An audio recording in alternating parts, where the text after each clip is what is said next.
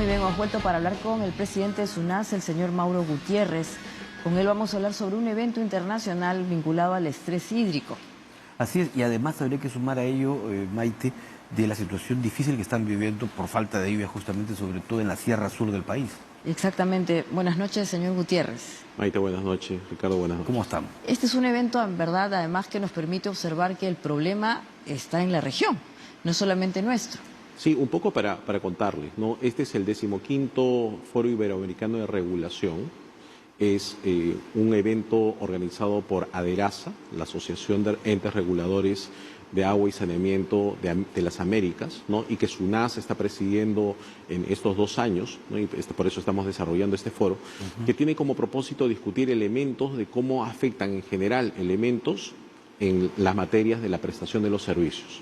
Y dos aspectos importantes que se están discutiendo en este foro. Primero es el tema del cambio climático, los efectos en la regulación y evidentemente la prestación de los servicios, pero también la importancia de la institucionalidad de los entes reguladores, que es un tema central y crítico en toda la región. Ok, es un tema más bien de regulación. ¿Y ahí qué se discute? ¿Cuál es el rol de los entes en este caso? Porque eso es importante, porque cuando hablamos en una situación anómala, por ejemplo, de la presencia del fenómeno del Niño, conlleva a que las fuentes de agua no presenten la regularidad habitual, ¿no? Y por tanto la prestación o la continuidad, por ejemplo, puede verse afectada. Entonces la pregunta es cómo actuar ante esas situaciones. Hace muy poco, hace unos meses, hubo un problema importante en Uruguay. Recordarán que como consecuencia de que tuvieron 4 años con cantidades de lluvias menores a las esperadas, conllevó que sus reservas de agua dulce se redujeran significativamente. Eso puso en una situación algo que uno pensaría que en la región era una cosa lejana, pero no es tan lejana y los reguladores tienen que enfrentar esta situación permanentemente, porque la pregunta es cómo abastezco a la población o cuáles son los estándares de calidad que deberíamos de desarrollar cuando nos presentamos ante situaciones de este tipo.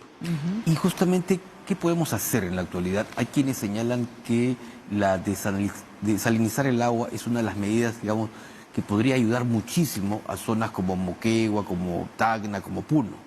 Hay que entender, y este es un primer elemento que debemos de tener presente si ya estamos hablando del caso de Perú, es que la demanda de agua va creciendo, porque va en función del crecimiento poblacional. No todos los países tienen un crecimiento, lamentablemente también cómo se crece es una variable crítica para el componente de demanda. Una cosa es crecer ordenadamente y otra cosa es crecer de manera desordenada. Ese es un primer tema. Nuestra demanda crece de manera desordenada y a veces por una falta de valoración del recurso como tal, ¿no? Entonces a veces se consume más allá de lo debido cuando podríamos optimizar. Cuando miran, por ejemplo, los europeos o Israel, que es un país, por ejemplo, con baja disponibilidad de recursos, ven y no entienden por qué razón consumimos tanta agua. En promedio, por ejemplo, la OMS nos dice que deberíamos estar consumiendo 100 litros cuando tenemos distritos, en el caso de Lima, que el consumo por día está en el orden de los 280 litros por persona. Entonces, eso también es un tema importante señalar. Eso en Lima. San Isidro, Miraflores, La Molina tienen niveles por persona.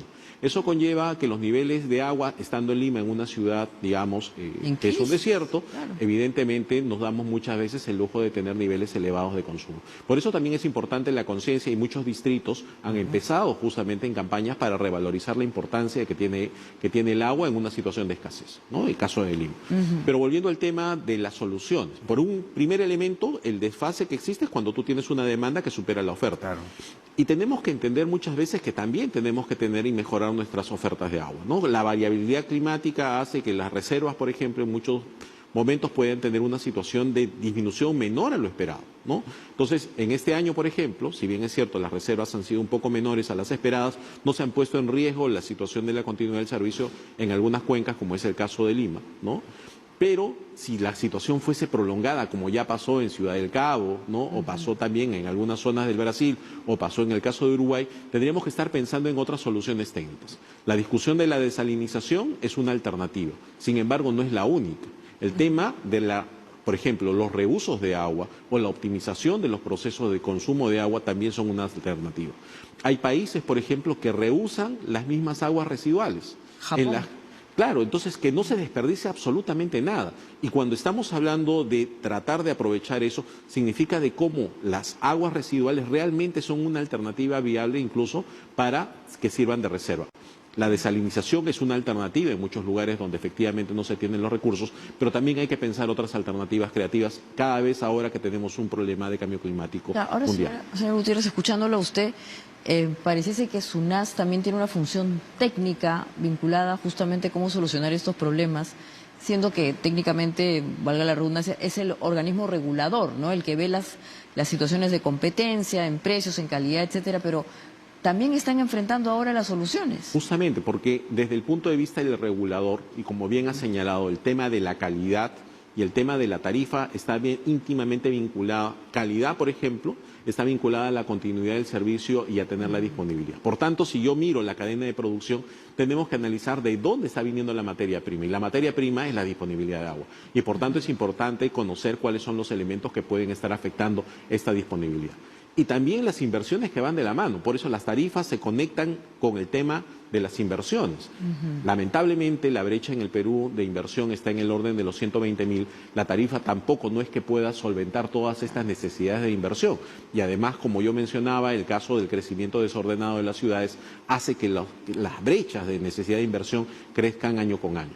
Por eso el regulador aparece como un elemento, como un actor, también con una mirada de mediano y de largo plazo, identificando cuáles son las alternativas y medidas que se pueden desarrollar. Estas últimas conexiones de agua en Lima y Callao que han tenido por algunas horas a la capital sin el suministro de agua, ¿cuánto va a ayudar a mejorar este proceso de desorden que tenemos de crecimiento? Ahora, lo que nos enseñó, por ejemplo, el corte pasado, ¿no? Que se produjo hace unas semanas, nos entregó varias enseñanzas, ¿no? Una de las principales es que el tema de la información es central, ¿no? Lo que más temen los usuarios es la incertidumbre de no saber cuándo va a volver el agua. Entonces, las estrategias de comunicación, de saber cuándo vuelve el servicio, y lo menciono, por ejemplo, en el caso del fenómeno del Niño, uno de los problemas que tienen las personas, más allá del desabastecimiento, es saber cuándo va a volver el servicio. Y eso lo demostramos en el caso de la capital. El servicio volvió en un tiempo menor de lo esperado, pero la gente tenía, y muchos cuando conversábamos pensaban que el corte iba a durar más de 10 días, cosa que no era cierto. Entonces, el componente informacional es un elemento central. Esa obra lo que buscaba era tener una mayor captación o capacidad de agua para poder desarrollar proyectos justamente en la zona de Villa María del Triunfo, por ejemplo, ¿no? Exactamente. Y conjuntamente con estos elementos de calidad y de regulación también está, obviamente, la educación, ¿no? Usted planteó cosas bien interesantes. Estos datos que nos daban son alarmantes. Todavía hay la idea de que el agua pues no cuesta mucho y entonces en verdad no pensamos que el agua que consumen unos distritos afecta a otras partes de Lima. Efectivamente. Hay un principio de solidaridad que no se está cumpliendo. Es correcto, y hay que entender dos cuestiones. El agua no acaba en el momento que te llega en el caño. Así es. Para empezar, ¿no? Porque el agua llega, el agua cruda, que podemos captar si tenemos la suerte de tener un río, un reservorio, ¿no? Tiene que transformarse y potabilizarse. Ese proceso de potabilización luego tiene que llevarse hacia la casa, que significa que tengamos en las casas nuestro caño, que tenemos la suerte. Pero no acaba ahí. ¿De ahí dónde va? Tiene que recolectarse.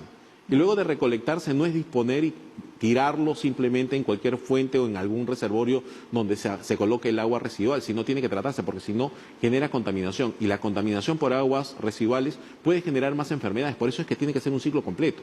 Y ahora la idea no es pensar el desagüe como un residuo, sino como un insumo que puede ser reutilizado.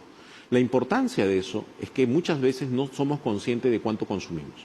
Y por eso parte con el tema de la educación. Entender que el agua es un elemento escaso, que el agua potable no es el agua libre, es un agua que necesita ser tratada y por tanto necesita ser valorado y que se transforma y necesita también uno pagar por este servicio. Uno debe entender que la facilidad de tener agua potable en casa implica que ya no estamos yéndola a buscar, ¿no? Creo que hace unas semanas, ¿no?, tuvimos el Expo Agua, que es un evento que nosotros realizamos todos los años con los colegios, ¿no?, en los que se convoca. Este año hubo una participación de más de 800 colegios a nivel nacional, en la que los chicos comenzaban a valorizar y mostrar proyectos tanto de comunicación, poesía, pero también proyectos científicos. Y una de las cuestiones que realmente vale la pena y que uno dice, ¿por qué está haciendo este trabajo? Una niña de una zona me dijo, ¿usted sabe lo que significa cargar un balde de agua a 2 cuadras? ¿Por qué? justamente ellos habían desarrollado un filtro casero para tratar de disminuir los niveles de partículas que tenía el agua que estaban recibiendo. Entonces, ¿qué nos muestra? Que muchas veces nosotros abrimos el caño y creemos que es una situación normal, pero eso no es normal para una cantidad importante de peruanos. En el Perú, 1 de cada 10 personas no tiene acceso a la red de agua potable. Y estamos hablando de más de 3.3 millones de personas que no tienen las ventajas que muchos tenemos de tener un servicio de agua en nuestra casa. Y este evento además va a servir para seguramente compartir experiencias entre los distintos países que se han convocado, ¿no? Efectivamente, este evento, como señalaba, es el evento central de la ADERASA, de la Asociación de Entes Reguladores de América Latina de Agua y Saneamiento, que agrupa 18 países. Uno de estos es un país invitado, que es el país de Portugal, que compartimos experiencias y los retos que se presentan en la región. Un tema que nos llama la atención o que es central para todos los reguladores son los efectos del cambio climático, el efecto del Niño, por ejemplo, y cómo tratar, cómo tiene que actuar la regulación en un entorno no solo de disminución de crisis hídrica o de exceso de lluvias, en general sobre la presencia del riesgo de desastres, cómo actuar en esa situación. Pero también mencionaba, tan importante como saber actuar en el caso de desastres, es cómo también proteger la institucionalidad de los reguladores, cómo hacer un regulador y ser un regulador técnico que permita justamente tener una mirada de largo plazo. Recordemos que en muchos casos el papel de la regulación está íntimamente vinculada a la inversión. Por ejemplo, la participación de inversión en APPs, ¿no? Depende si tengo un marco que me permita una regulación que sea sostenible en el tiempo. Cuando tenemos una brecha de inversión enorme, es importante también tener reglas que sean precisas y técnicas con el propósito de tener tarifas que nos den sostenibilidad. Eso es lo central, porque es muy fácil en muchos países de la región, muchos países han querido entrar a la regulación directa, ¿no? Dejando de lado el papel técnico de regulador. Y esa es una cuestión que vamos a discutir en este foro. Perfecto. Es un elemento central. Muchísimas gracias, don Mauro Gutiérrez, presidente ejecutivo de SUNAS. Muy amable por Gracias su participación esta noche. Muy bien, y nos vamos al corte y ya volvemos.